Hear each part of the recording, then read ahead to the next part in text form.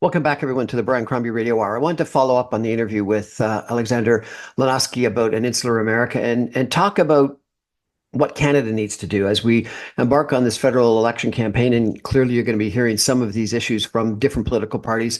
But this is my point of view. And I think it's a 14-point plan, if I could. Number one is to combat what's happening in the United States. Clearly, number one is we have to stand firm to Donald Trump, the President of the United States, and against the tariffs, the completely unfair and uncalled for tariffs. And in that regard, I think we need to do a few things. We need to have a Team Canada approach. We've talked about that. We need to get rid of our interprovincial trade barriers. We need to continue this focus on Buy Canadian. And I think a few other things. We need to think about foreign direct investment restrictions. We need to think about when we renegotiate and or have discussions on the renegotiation of NAFTA or the Canadian-U.S. Mexico trade agreements, whether they're comparable to Trump's transactional strategy, whether there's minimums. One of the things that the Auto Pact had back in the 1960s was that there had to be a certain amount of production done in Canada. I think as we've talked about Canadian defense spending, sometimes there's been discussion of a certain amount of employment, a certain amount of manufacturing done in Canada. I think we need to not trust the Americans or just trust the Americans in trade negotiations. We may need to be more transactional and have specific criteria as to what needs to be produced in Canada. And then finally, I think we need to think about some Canadian champions, and that's different than just foreign direct investment or restriction of foreign direct investment. I think it talks to that we need to think about lending support to, and it may not be by way of tariff barriers, it may be by way of allowing Canadian mergers of, Canadian champions of investment in some Canadian champions in specific areas, whether that be in aerospace, whether that be in shipbuilding, whether that be in submarines, whether that be in energy. I'm not sure, but I think we need to give that some conversation. Then I think some other things that we need to do. We need to build energy pipelines. We need to build liquefied natural gas plants. We need to do more refining in Canada. We need to take that resource, that patrimony that we have in Canada in energy, and we need to exploit it more. We need to develop it more. We need to make sure that it is more beneficial to Canada. I think we have been taking the easy route out and just selling it to the United States. We need to think about diversifying to Europe and to Asia, and we need to think about taking it farther through the steps of development. I think we need to make Canada more efficient. We've got red tape and bureaucracy that was put in place to try to protect our environment, protect our Indigenous people, protect our communities, etc. But it's probably gone, not probably, it has gone too far. And we need to not eliminate it, but rationalize it and make it more productive, efficient, and really for the betterment of our economy and our investments, rather than restricting absolutely everything that happens. I think we need to think about economic development in a far more proactive manner. We have been thinking about social development a lot in the last decade, and I think we need to think about economic development, prosperity, productivity, a growth agenda. I think we need to be thinking about cross-Canada infrastructure investment. Again, we've been taking the easy route out. We had access to the United States via the Free Trade Agreement, and it was the logical, because of geography, way to go. But given what has happened, comparable to, frankly, Confederation, we need to be thinking about creating a far tighter east-west connection. And I think we need to think about high-speed rail. I think we need to talk about pipelines.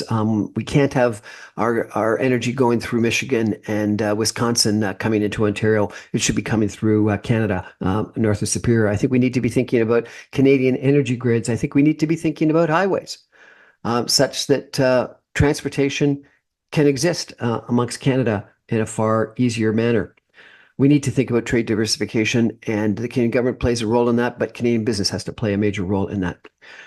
Defense spending, we've got to get to the 2% of GDP level, if not, frankly, above it as soon as possible. And it's got to modernize our Canadian military such that we've got a Canadian independent military strategy and opportunity. And I think we need to make sure that that investment, that spending, is an investment in Canadian manufacturing, Canadian technology, Canadian research, Canadian jobs. We need to ensure we've got adequate defense of our Arctic, and social infrastructure investment such that we actually have sovereignty of the Arctic. Housing should be one of the number one priorities. It's a great way to employ people. It's a great way to make life more affordable. And it is something that we desperately need and we have not done. And criticisms of the federal government, I'm not sure completely called for. I think somewhat called for, but it's an all Canadian. It's a municipal government. It's a provincial government. It is a NIMBYism because it's the communities. We all need to accept that we need a dramatically increased supply of housing in this country. Migration is going to be a challenge as we're potentially in the path of migration from the United States as they escape the threats from the ICE agents that Donald Trump is going to set upon people. But at the same time, we do need to have immigration in Canada. Maybe not at the levels we had, probably not, definitely not at the levels that we had during the last couple of years, but we still need to have immigration. And so we've got to make sure that we don't risk Canadian support for immigration. And we might need to make sure that it's that point-based, that skill-based, and that we then accept people into Canada. We have housing for them, we welcome them, and we integrate them. And then finally, and probably most importantly, we need to build back our Canadian national spirit. And we've done a lot in that regard with the Four Nations hockey, with the Canadian flag, with the Buy Canadian, with a lot of our actions in the last little while. And sometimes, it's easy to have that spirit when you got that common enemy. We have to have that spirit even if we don't have that common enemy. We've got to re-find that love of Canada that came from the Charter of Rights and Freedoms, from the Canadian flag, from the strength of our Canadian healthcare system, from the strength of our educational system, from the beauty of our country, from our pride in peace, order, and good government, from the pride that we have in the Canadian flag. We need to find that Canadian identity again.